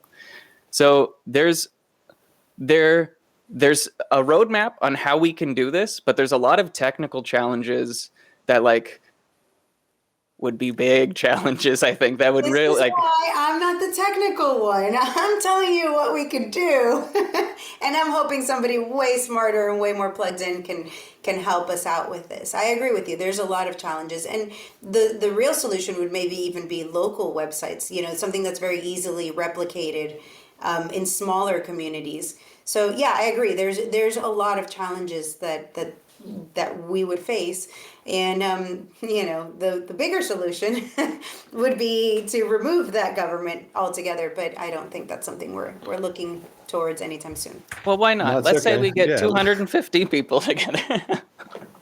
There's another. There's an island called Pitcairn in it's in the Pacific Ocean. It's, I think, the most isolated country in the world. It's the hardest to get to, and it has a population of 50 people. It's this beautiful little island, but they had a massive multiple scandals over the years because the people are too insulated. And I watched this documentary, and it's what is stopping? I'm pretty sure Britain owns the country technically. What's stopping them from just sending 100 people over and being this is ours now, guys? We're going to make this actually a place that people can comfortably live and not worry about getting assaulted. Do they have resources? No, not really. Ah, there you go. Oh, yeah, okay. Fair enough. There you go. All right, there you go. Yeah, but you have to work them. Cuba has fertile land, but that requires work. We used to be the tobacco capital of the world, right? That takes work. Cuba used to import very little food versus now they have to import actually, the United States, and I love how people always tell me the United States has a blockade on Cuba. No, they don't. Yeah. And the United States is actually the #1 exporter of all chicken, which is the #1 source of protein for Cuba, as well as most of their medicine. So, there's a lot of propaganda on a lot of these things, but ultimately, I keep going back to the same point. The government is just not going to tell you what you need to free yourself, to free others, and they're going to just do what they want. So we have to help people on other parts of the world who clearly need our help, but are also mineral rich or have other resources like poppy or oil or whatever. But you never see them actually helping countries that don't have those things, but that could really use the help. So, it's a curse and a blessing to be awake, I guess. But if you're wondering why those countries don't get saved, unfortunately, they weren't blessed with all the resources. Yes. Okay. Well, I mean, I can see there's something to this. We're gonna have to refine and iterate on this idea a little bit, but it seems like a lot of the right pieces are there, where the BCH community already has quite a lot of the infrastructure. We can add some education, but like you say, that's already improving by a necessity. I'm not too worried about Jet's comments that IPFS is going to be slow and everything has to be hosted with that. Maybe, but I feel like, maybe there is a way, especially at a very small scale. You're not getting shut down when so that's not a problem you have immediately. It's maybe a problem that arises once you attract enough attention that there's kind of pushback. But at least for the initial versions, you could create a very small system with just a couple of people, proving that it works, right? That they were building up reputation amongst each other, and then you build a peer-to-peer network that way. So I think there's a lot of merit in some kind of project in this area, but we'll need to workshop it a little bit more. It does sound ideal. Like if you could prove that it worked in Cuba, you're not going to have that much difficulty anywhere else where the barrier to entry is a lot lower, right? So, I you're like not going to get rich. I don't think. If you build the system, it's about doing the work. I don't think it's about becoming rich, which is the other side to this, right? Most people who want to go into something want to do it for, I want to help people, but I also want to make money. So that it presents another challenge. It has to be somebody who just wants to work on it for the greater good, as opposed to building a wallet. I don't know about that. Huh? No, but that's what I'm saying. I've built a wallet and I need users. I'm not there to charge them a bunch of money, because if they just are using my wallet, they're giving me feedback and building up the network effect. And if they're transacting in BCH, ultimately that benefits all BCH holders. So I think there's still a capitalistic element there, but it's okay if they're not, going to be signing up for the premium subscription immediately. If you can prove that BCH is working, well, then that's more episodes of this show. Like I'm going to have endless amounts of guests, So I think there's you speak Spanish, so let's go. That's it. You're a prime candidate right now. Well, I'm just saying, we'll figure out a way to make this work. This sounds like a project in the works to me.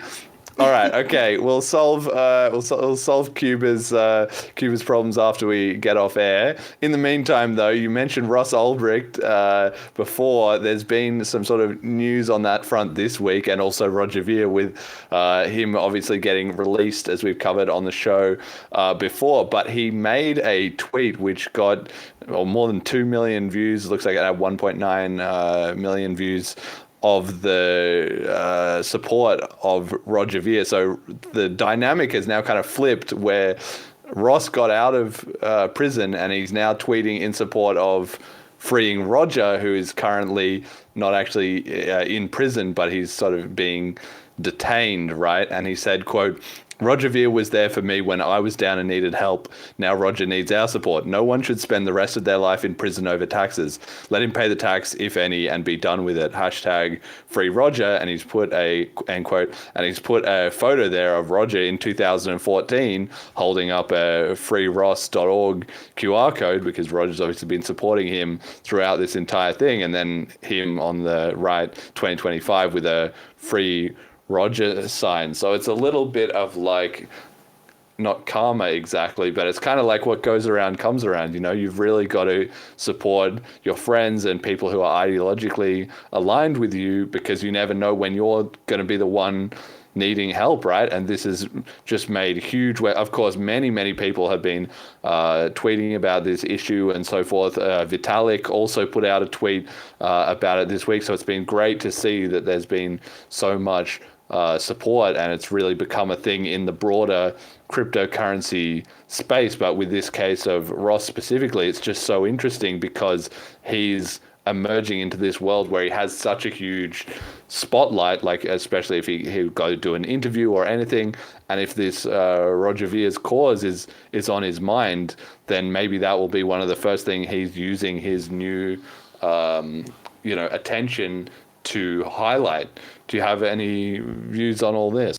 Oh, of course I do. Of course I do. These people are, they, I spent the last few years working on the Ross Ulbricht case. So this to me, I do love Roger Ver's case. I do think that it's upsetting. It's upsetting on so many levels, right? As an American citizen, to be facing to be looking at our government going after somebody who gave up his U.S. citizenship, to him facing 109 years in jail for something is it's mind-boggling. It's mind-boggling how he even got here. But knowing what I know that Roger Ver was a huge supporter of Ross. He really helped out Lynn, especially in the early days when Lynn is Ross's mom, for those that don't know. For those who live under a rock and didn't hear that this amazing woman freed her son from the clutches of the United States government. I mean, she's my personal hero. I think she's a perfect example of what somebody can do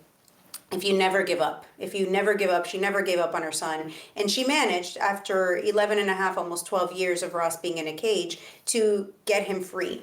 And Roger Ver was definitely there from the very beginning. I know that he and Lynn are friends. They've spoken many times. He has donated to Ross's campaign, as you see in that picture. He was there from day one, right? And he believed in it. And then to see Roger being arrested and seeing so many from our community come out and be like, well, I didn't like him since he put out that, hijacking Bitcoin. I just, my mind was blown. And it's not the first time. I've been to a lot of Bitcoin conferences and Bitcoin things. I handed out Bitcoin shirts at this last Bitcoin, not Bitcoin shirts, Free Ross shirts, Free Ross Day One and Free Ross Vote Trump shirts at the previous convention in Nashville. And so many people are like, who's Ross? What are you talking about? So there's a lot of people in our community that don't know where Bitcoin started and where Bitcoin's going. And that was my overall take. So you have an OG like Roger Ver, you have an OG like Ross Ulbricht, and they've been supporting each other. And you never saw Roger Ver come out and say, you know what, I would have supported Ross if only for blah, blah, blah. And you don't, I absolutely hate what we've seen in our community. And I don't mean this to be like, you guys should do better, but you really should do better. If you were out there celebrating that Roger Ver got put in a cage, shame on you.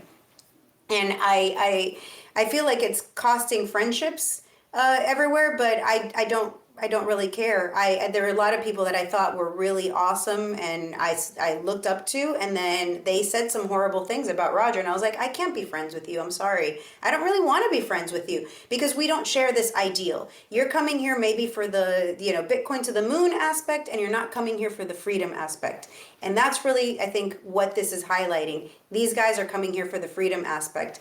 Roger Ver is now facing 109 years in prison for not paying taxes, despite the fact that he gave up his citizenship in 2014, despite the fact that in 2014 to buy Bitcoin was back in the Mt. Gox days. Like, you really had to go out of your way to purchase Bitcoin. Money order, it wasn't simple. And like I said before, the U.S. government invaded his attorney's office. Roger Ver sustains that he hired multiple people, experts, the top in the field, to be able to determine what he actually owed. He paid that, and then it wasn't until he released this book that they really came after him. They put him in the same cage that they put John McAfee, where McAfee was whacked, as his tattoo said, and so now Roger, he's not in jail currently, but he also can't leave, and he has to check in every 48 hours with the Spanish government. And I believe they just lost their extradition appeal. So at some point, whenever the United States or Spain decides, they'll just knock on his door and haul him in and bring him to the United States, where I'm guessing he probably won't get the fairest of trials. So it is our goal to get Donald Trump, to get the people around Donald Trump to understand the insanity of this case, but more importantly, I want everybody here to understand what it means for you. And that means that your attorney-client privilege is done. It's over if this case moves forward. This means that if you call up an attorney and you tell them I need help, all of that can be used by the government against you. And so if this case stands, it is bad for all of us. Forget about the crypto community. It is bad for all of us. And to see people in this community divided because he doesn't support the right cryptocurrency, F you to all of that. Like, come on, guys. We really need everybody in this community to be behind this case and to stand up for what's right. And Roger Ver, love him, hate him, I don't care. He's right. Yeah, very well said.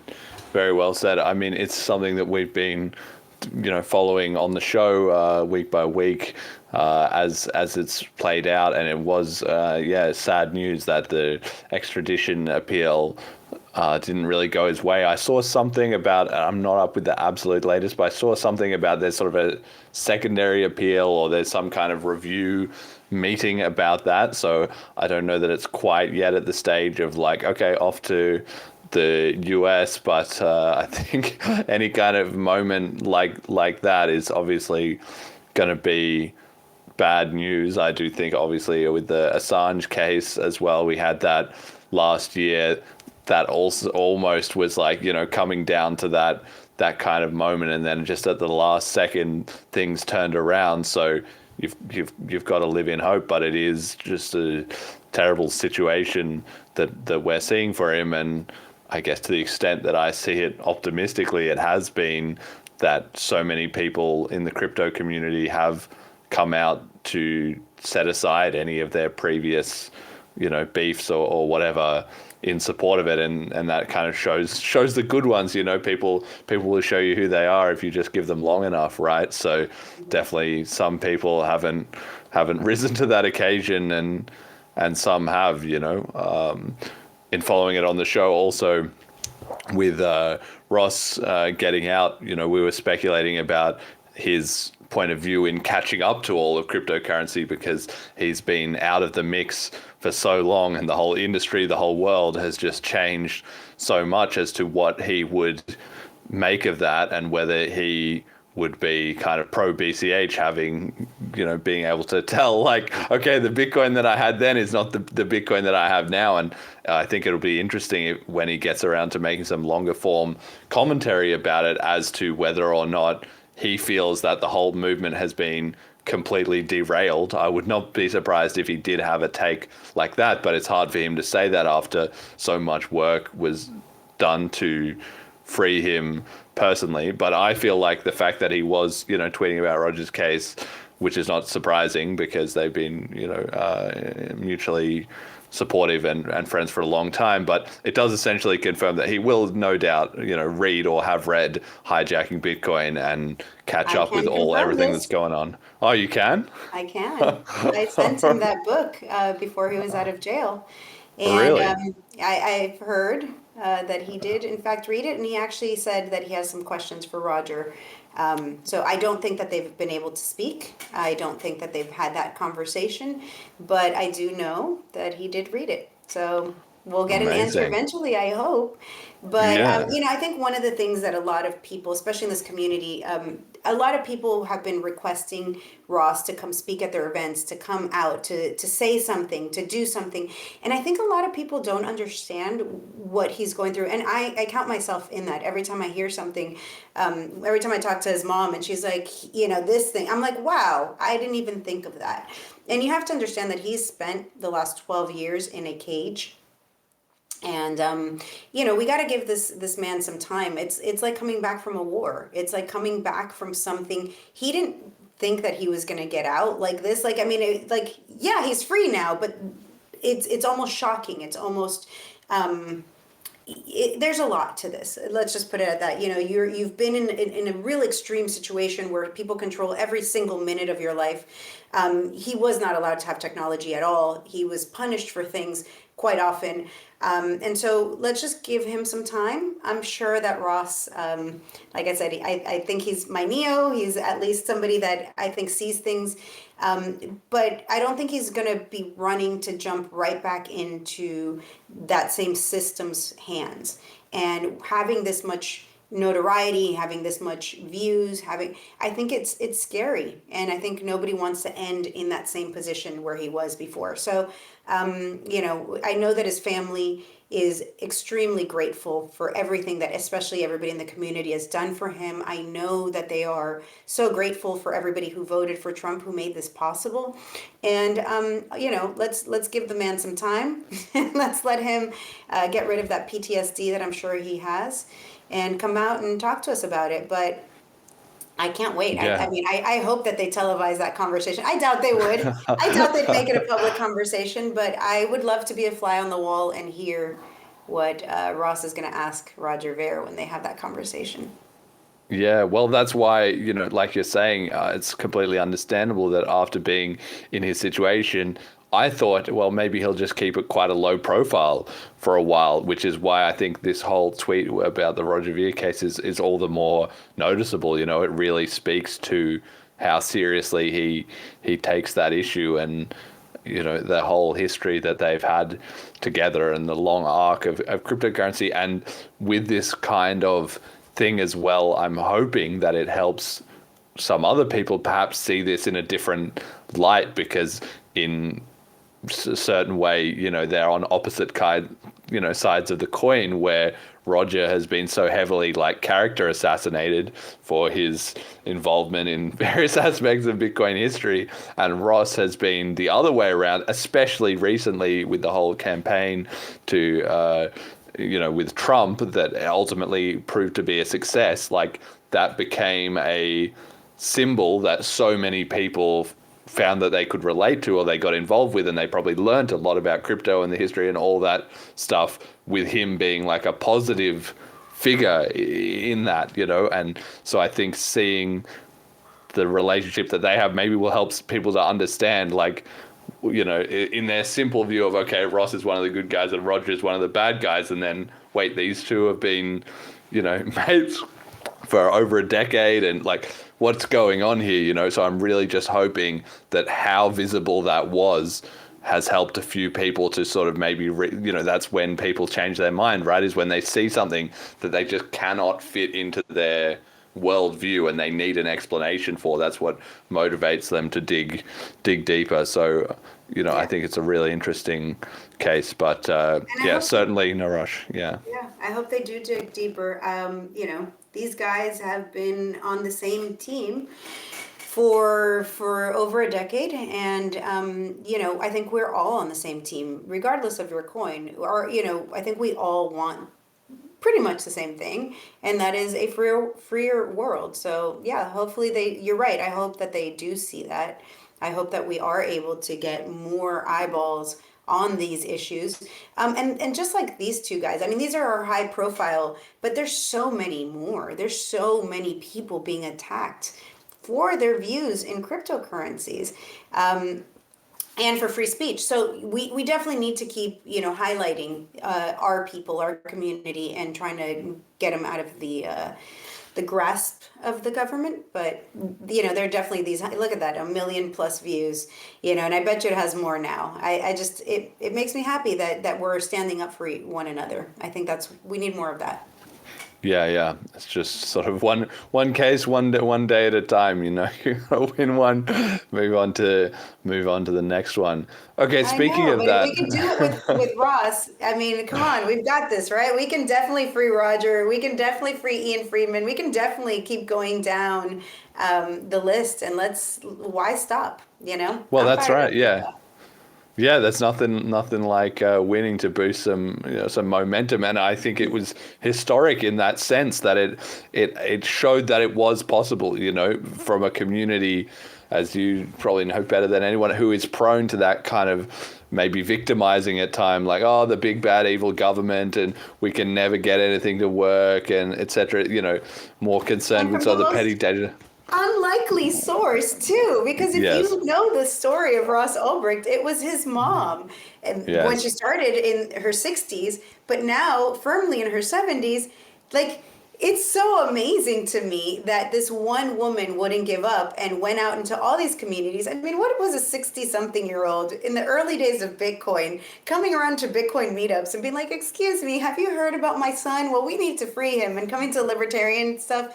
And look at what she's accomplished. I think that if nothing else, if you take nothing else away from all of this, understand the power that each and every one of us really has. And that power is to connect with other people and keep that connection going. And I got to be a witness to this so many times. It makes gives me the chills just thinking about it. You know, she'd go and she'd give a speech at a conference, you know, not knowing what to expect. And then all these people would come up to her and be like, wow, I see what you're doing. I support you. How can I help you?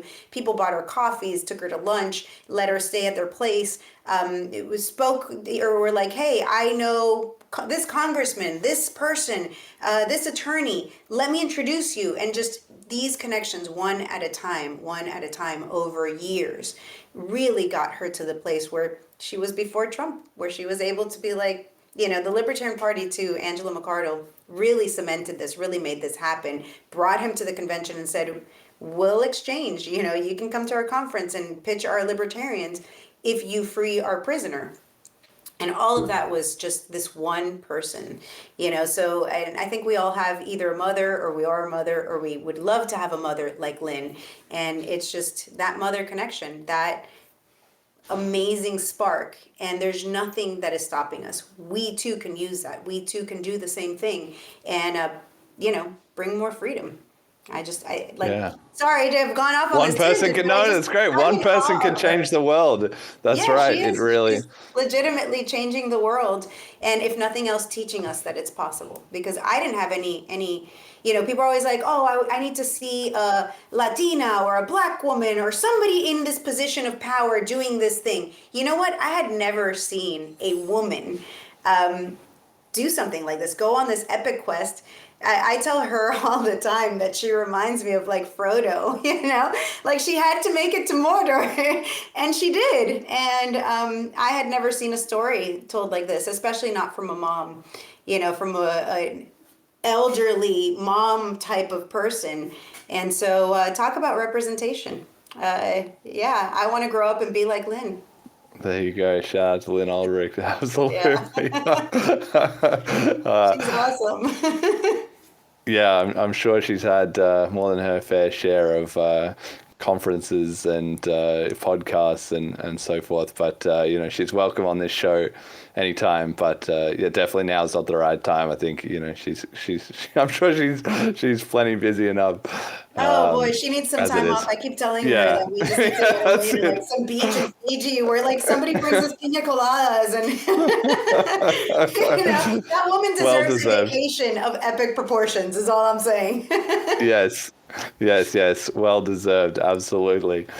All right, on a different track, we've got to get in a bit of actual BCH specific news, this being the BCH podcast and all. So you were sort of onboarded a bit, right, to BCH by Callisti at the BTC conference, right? You tried Celine and stuff. He mentioned that to me. Do you have any just quick thoughts on that? What was that like? It was You're at the BTC conference and suddenly you're doing BCH. It was great. It was super easy. I think, you know, like I keep saying, I'm not technical. So, you know, he was like, hey, you should try this. And I'm like, I'm not technical. And he's like, you don't have to be. And it was fantastic. Yeah. You know, I think that it's wonderful when you have something that is easy, so that somebody like me can use. And it's been great. I absolutely am thrilled. All right, brilliant. Well, I just say that to roll into, this little segment here that we have of Bitcoin Cash, which has been so slandered and propagandized and so forth. You know, not everybody is like open-minded and, you know, to the point as you to get it with the ideology and everything like that. So we've been fighting for the last couple of years to just slowly break down all this propaganda. Hijacking Bitcoin has made that a ton easier because now there's just a simple book that you can say, bam, here it is. It's all authoritative from someone who knows what they're talking about. It's well cited, etc. But even until that had been published, it's just this endless quest really that the BCH community is on to break down that barrier of people who felt more on the BTC side to see things from a new perspective. And so we've charted it all on this show over the years to kind of show the effect that we've been having through sort of positive advocacy. And this is really starting to get to the point of like, you know, maybe those guys were right all along. It hasn't quite got to the point of, okay, we're on board and sign me up. But we're getting there, and the example this week is from Vlad Kostia and Paul Stortz on the Bitcoin Takeover podcast. Paul came on this show probably about 18 months ago at this point, and I said to him, mate, you've got to be paying attention to BCH. We've got cash tokens. We've got all this stuff coming out. And he had a lot of different arguments that were all sort of looking back into the past. Oh, it can't work because this, or the branding isn't good, or whatever. But things change, right? So Jet, just roll this clip quickly for us. Okay, where's the compute? That's exactly right. This is what you need to see, is some kind of huge thing that for some reason the French are not going to get into computers in time. And this whole other civilization is going to be massively producing this computer thing, and the French are just going to sleep on that. So that's what they're saying because they have UTXO DeFi. Yeah, I don't know. It was also funny when I interviewed John Carvalho alongside Eric Voskill. He was saying, you know, Omni, previously Mastercoin, is so beautiful and it works so well. Too bad the base layer doesn't scale to use it because it makes some of the Ethereum stuff pointless. And this is exactly what these Bitcoin Cash people are building. So there you have it. Okay, He's talking about the fact that French was the idiom, what's it called? Not the idioma, the lingua franca of the world. And then it kind of got replaced largely in part because the internet was in English, right? So then that made a lot of people switch over, and the French didn't become, you know, the dominant player in the internet. So that really helped English to then become the standard, the world standard. So that's like BTC to BCH. Where is going to be that critical edge, that new jump that we can get ahead of them? And just to me, it's, you know, amazing to see. Again, I told Paul this stuff directly at least 18 months ago, mate, you got to pay attention, you got to look into this. And he kind of obviously didn't really get it at the time, but time passes, the ecosystem is growing, it's starting to work, and now he's thinking, you know, maybe this is it. And then Vlad is talking about John Carvalho, also very famous for his dismissals of BCH, then starting to say what we need is the stuff that the BCH guys are currently building, right? So it's like, we're already at the finish line, guys. Like, just come and join us. Just drop all your copes and your reasons not to be involved and get involved. We don't have to do a big segment on this because we are sort of running out of time, but quickly, I don't know if you have any thoughts on this change of branding and how BCH is being seen more positively over time. Yeah, I mean, imagine knowing what you know now, being able to do it all over again. And that to me is what BCH is. It's like, hey, wait a minute. You do remember where Bitcoin was back then, right? Like, you're in on the ground floor. And this time it actually works. I mean, at least I think it works much better. We're not looking to become the, you know, store of value. We want actual solutions. So knowing what you know now, why wouldn't you come over and do both? Like, why do you have to pick one or the other? You can do both. There's no, you know, I think that the maxi terminology, like you have to be only Bitcoin, is ridiculous, and that doesn't help anyone. So, hey, you can do a little bit of both, or all of the above, like the government is doing. But more importantly, his shirt is freaking fantastic. I don't know if I was the one that gave him that shirt, but if he got it at the Bitcoin conference, it's a high probability that I was. So, yeah. Leave it to the woman to comment on his clothing. The Free Ross Day One shirt. No, you're right. It all ties together. You see, it's always funny, you know, these things that we're doing. You just see the ripple impact out there in the world. You never know. You never know who you're reaching with your message. That's it. Yeah, Vlad. Absolutely. Props to him. He was on the right side of the Ross issue, if not the right Bitcoin fork just yet. But he'll get there. Just yet. But again, I mean, like, Exactly. I don't understand the argument. It's like, imagine being able to buy Bitcoin today at, what is it now, $400? Like, come on. Yeah. Why would you, like, why wouldn't you? And is the rift that big that you're unwilling to have both? Be a bit I don't involved. Yeah, Yeah, exactly. get involved. Yeah, But what's doesn't the need to issue? be a Where's big the deal. holdup? Yeah. I love it. I don't Okay. understand. I'm like, okay, there's another Bitcoin that may work better. I don't know. You can have one for, you don't use your gold every day. You use your dollars, right? So why are you trying to use Bitcoin for your gold for your everyday transactions? You know, you can have both. You don't have to pick. Yeah. It's a false That's dichotomy. simple. You don't have to pick. You can have both. That's simple. That's simple. That's simple. Exactly. Okay. All right. We got our last little segment here. I got to give a quick shout out to BLISS. We don't really have time for me to give you a huge pitch about that, but hopefully maybe after this show, I can try and convince you to come along. I don't know, you might already have a ticket, but I would guess not. This is our conference that we're having 13th to 15th of May. So it's in a little more than 2 months in Slovenia, and there's going to be a ton of people there. It's where the upgrade goes live for Bitcoin Cash, the yearly upgrade, and we're going to have, talks and all this stuff. We ran it last year. We're running it again this year. So this is just my quick shill to the audience. Head to bliss.cash and buy your ticket on TapSwap.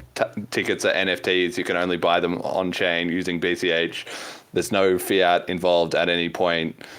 You can book your tickets, you can book your flights, you can book the hotel, everything, all in BCH. So if you want to come have a cryptocurrency holiday, that is the place to do it. And I'll shill you more on that privately later. But in the meantime, we have our final segment, message to the community. It's your chance to just, I set the agenda, I picked all the topics, your chance to put some message that you think the Bitcoin Cash community needs to hear, whatever story or opinion or advice or anything you've got to give that we haven't kind of covered already. Oh, wow. Go for it. I think we've covered pretty much the gamut of everything. Yeah, that's kind of on the spot. Has there been a message that I haven't covered today? I think, the freedom angle is really the why for all of this. And so I just keep coming back to it. What we're looking for is a way to minimize the government on each and every one of us. And whatever that solution is, whatever brings us closer to it is what I'm here for. And so to me, Bitcoin Cash is what Bitcoin was in its original iteration when the Silk Road was live, when, it's that thing that we want that the government doesn't have control over, the thing that we can get around all of that control. So, clearly people listening to all the way to the end of the show are already sold on it, so I don't have to do it for them. But, it's there's something so amazing about having a community of people that believes in what you believe in, that are here for the same things. And I just want to say thanks to everyone who is freedom oriented and who is creating all of these wonderful things so that people like me have something to look forward to. And thanks to everyone. This has been an amazing experience, not just being on this podcast, but being part of this community, and for embracing me. Because again, I'm not the technical side of this. And when I first started coming to Bitcoin and Bitcoin Cash things and Monero things, it's like, what am I doing here? And I think that it's so amazing that we have this overlap of people who want to be free and who have the technology to provide tools for freedom. And so more of that, please. Yeah, no, it takes everyone, everyone has their different skills. Some people are there, giving the friendly face, and some people are building the technology. We can't get there without everyone being involved. So yeah, it's great to have you in the BCH community and the cryptocurrency and the freedom movement, all of it, just all of it. It's great to have you on team humanity. Exactly, team humanity. This is exactly it. What's going to get us saved, It's us. We're going to do it. Yeah. We're going to do it. One person at a time. High agency. Okay. Shout out to our FundMe contributors, Majumali Marcelo, founding father, Molecular, the show we love, Erdogan Talk, economics writer, Milton Friedman, at Cash Stamps, Keep Calm and Bitcoin Cash, and Emergent Reasons. Please experiment with new ways to get you, Callisto Finish, in front of some serious media spotlights. Thank you to our donators, our patrons, Ricky and HP, and our sponsors, General Protocols. Check out bchbull.com. Start guide, FAQ, and links are at bitcoincashpodcast.com. Try Selene Wallet at Selene.cash. Shout outs for the show. Final sign off. Where can people find more of you, Martha? You can find me on X. It's my favorite platform, but I'm on X and IG at Bueno for Miami. It's my last name. You see it above me. Bueno for Miami. It's my handle stuck around since I ran for office in 2022, and I haven't gotten around to changing it. So I think it's just going to stay. No, it's a good one. Yeah. Oh, sure. Yeah, why repping not? Miami. Great city. I've never been, but it's on my to-do list. I'm going to have to come Are you check it kidding out. me? We were, for like a brief second, we were like the crypto sort of new But where it emerging was all capital. gone. For like 2.5 seconds. It's already gone away, but True. Didn't last. Jet, any shout outs from your end? Yeah, just sorry. Oh, Andrew, go on, Martha. No, go ahead. okay. This one is to my lovely girlfriend Alex. We had a fantastic weekend away, and happy early birthday. Aw, Happy birthday. happy Perfect. birthday. That's so sweet.